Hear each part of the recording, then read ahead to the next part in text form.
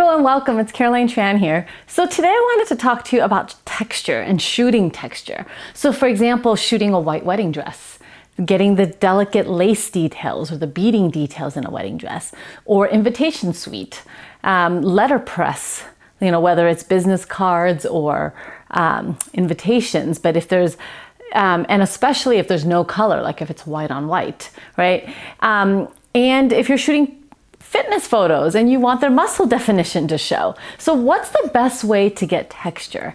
Now, I think what you would have to understand about texture is how we perceive texture. The way we're able to perceive texture is through the highlights and the shadows. So for example, here we have a bump. This could be a mountain, or this could be a microscopic view of a letterpress or a fabric, right? Where there's rises and falls. Now, the way you're able to detect it visually that there's texture here is because you're seeing where the light hits and where the light is not hitting. So your eye then immediately registers, okay, so this part is rising and that's why it's not experiencing any light. So side lighting is the best way to shoot texture. And again, ab definition, fabric, texture in fabrics or paper, that's where you will want a side light. And so today I wanted to demonstrate using my business cards. And my business cards are blind embossed white on white. So my business card is a great example of why you would want a side light for texture. So for example, let's flip it to the back side. So you can see there's no color on the back of my business card. But the reason why you're able to see the texture right now is because you're able to see the highlights and the shadows. You're able to see where this window right here, the light coming in is hitting and where it's not hitting, right? So if you see those areas there, the shadows are where the light's not hitting. And that's how your eye is able to detect that there are highlights and shadows.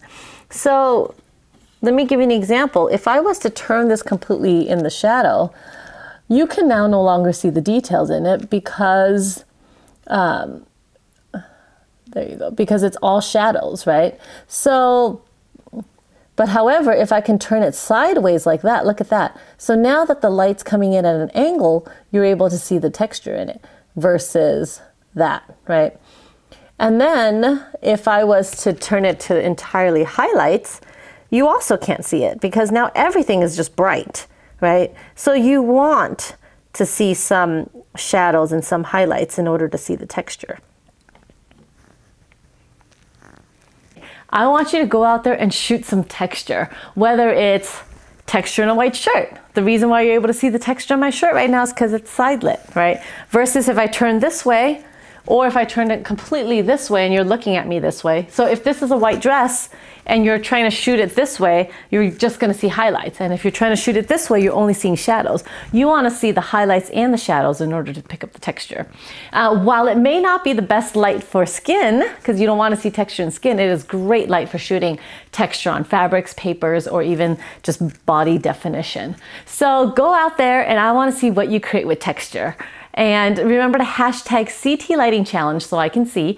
And make sure your profile is public if you're entering my giveaway. Then I can't wait to see what you create with that. And make sure you join our Facebook group as well, All About Light. And we can help each other troubleshoot photos there, share us your outtakes, and I'll share my outtakes there as well. So see you there.